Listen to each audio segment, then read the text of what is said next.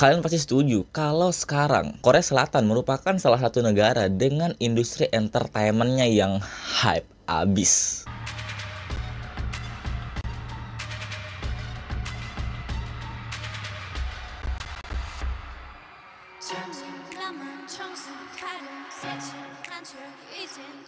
Ketenaran dari serial drama dan K-popersnya membuat negara yang satu ini terkenal dengan ciri khasnya sendiri. Dan kalian tahu lah kan, apa ciri khas dari negara yang satu ini? Ya tentu aja plus. Enggak dong, ntar saya digoreng lagi.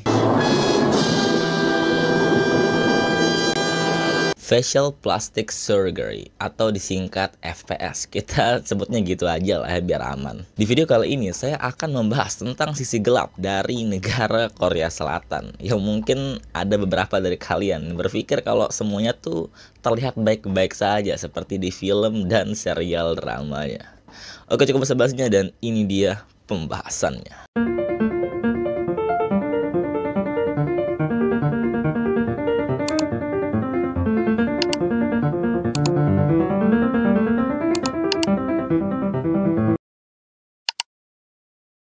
Nggak bisa dipungkiri kalau Korea Selatan merupakan salah satu negara dengan fasilitas dan keahlian terbaik di bidang kecantikan yang terkenal di seluruh dunia. Dikenal dengan inovasi, bahan-bahannya yang alami, dan kemasannya yang menarik. Dan bedah plastik juga telah semakin populer di masyarakat Korea Selatan itu sendiri. Karena kemajuan teknologi medis dan iklim sosial budaya yang mendukung jenis prosedur ini. Menurut International Society of Aesthetic Plastic Surgery atau disingkat ISAPS, kejadian prosedur kosmetik bedah dan non-bedah mencapai 13,1 kasus per 1000 warga Korea, yang nggak disangka lagi merupakan tertinggi di dunia. Oke, karena kita bakal bahas dark side of Korea, kalian pasti ada yang bertanya, seperti emang apa masalahnya kalau Korea Selatan itu pemberlaku terbanyak melakukan FPS atau orang paling banyak yang penduduknya tuh menggunakan plastik bedah tuh masalahnya apa? Nah, sebenarnya emang nggak apa-apa juga sih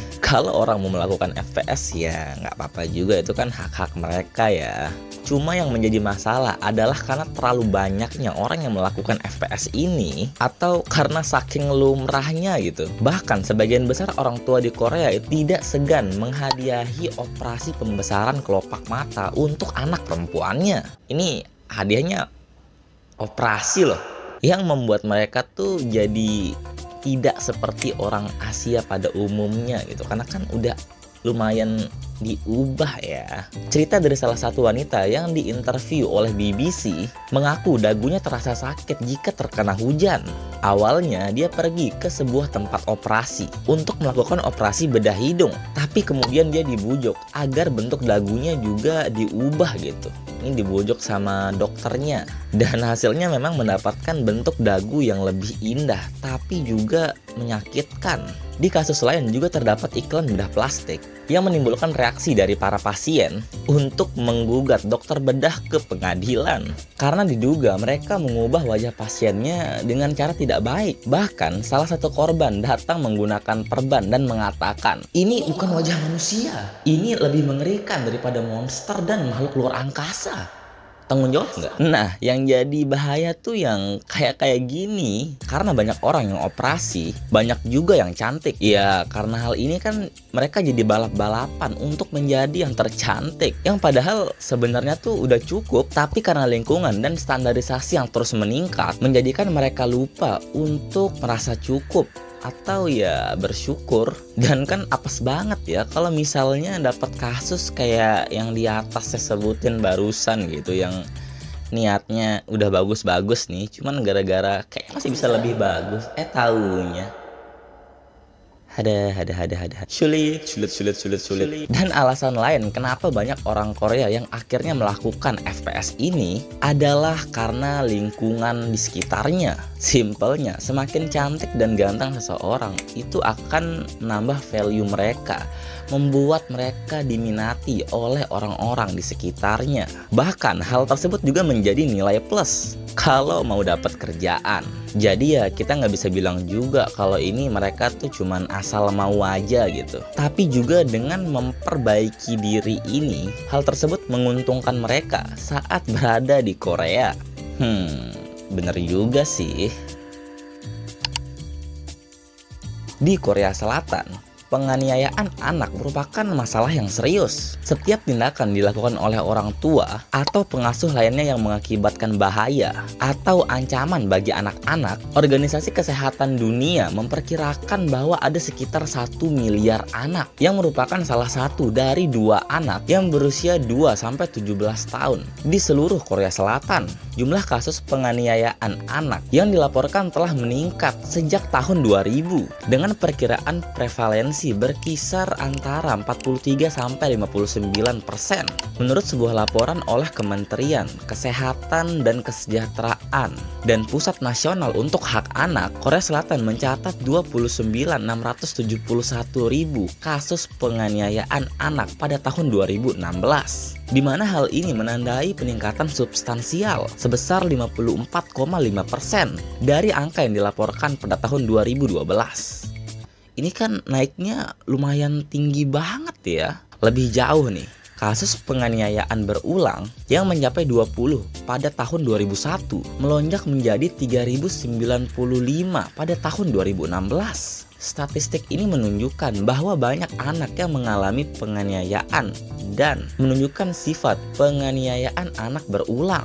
Nah, kekerasan-kekerasan ini bisa terjadi karena beberapa faktor seperti kerentanan sosial ekonomi, dinamika keluarga yang tegang, dan disfungsi orang tua berkontribusi terhadap prevalensi penganiayaan dalam keluarga, sehingga mempengaruhi lintasan perkembangan anak-anak yang terlibat. Dan juga anak biasanya tidak hanya terkait dengan kekerasan rumah tangga atau KDRT, tapi juga dengan viktimisasi KDRT. Maksudnya, viktimisasi KDRT ini adalah pelaku kekerasan yang sebelumnya tuh menjadi korban dari KDRT itu sendiri karena merasa korban, dan sebelumnya dia tuh kayak nggak bisa ngapa-ngapain itu saat menjadi korban, merasa nggak apa-apa kalau menjadi pelaku dari kekerasan tersebut. Setengah dari sebagian orang dewasa yang mengalami penganiayaan anak mengalami KDRT dalam hubungan perkawinan mereka dan lebih cenderung menunjukkan sikap agresif dalam interpersonal mereka di masa depan.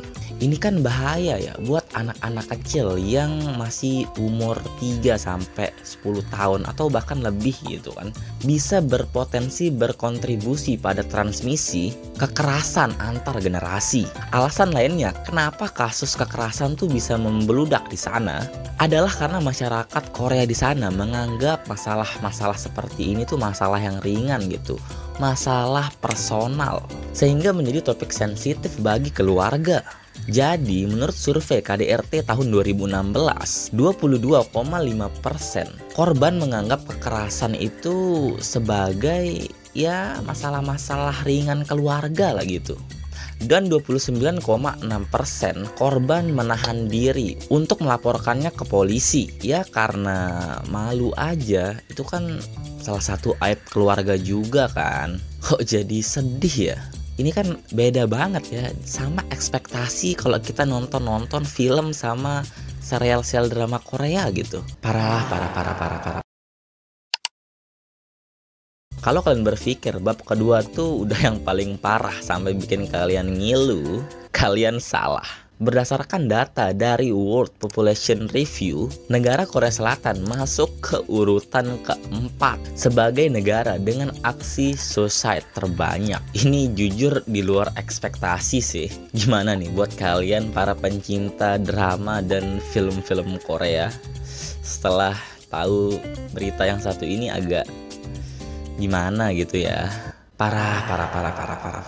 Terus pasti ada yang nanya nih, kok bisa banyak dari mereka yang memutuskan untuk mengakhiri hidupnya? Padahal kan mereka salah satu negara yang maju banget gitu.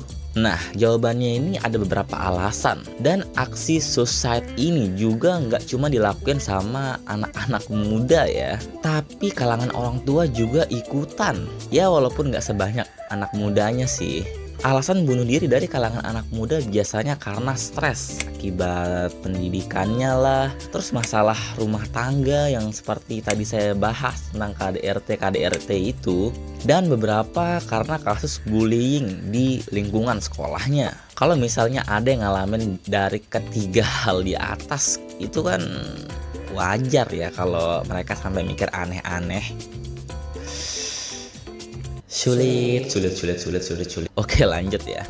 Dan kenapa orang tua nih jadi ikut-ikutan juga melakukan aksi-aksi seperti ini adalah karena banyak dari mereka yang tidak ingin menjadi beban untuk anak-anak mereka. Secara tradisional, anak-anak diharapkan untuk merawat dan menjaga orang tuanya yang sudah pensiun kerja atau yang sudah lanjut usia. Namun, karena sistem ini sebagian besar sudah menghilang, menyebabkan beberapa orang tua memilih mengambil jalan-jalan seperti ini. Wah. Oke, mungkin itu aja sedikit pembahasan tentang Dark Side of Korea Selatan. Well, for your information, saya juga salah satu pencinta serial drama Korea ya.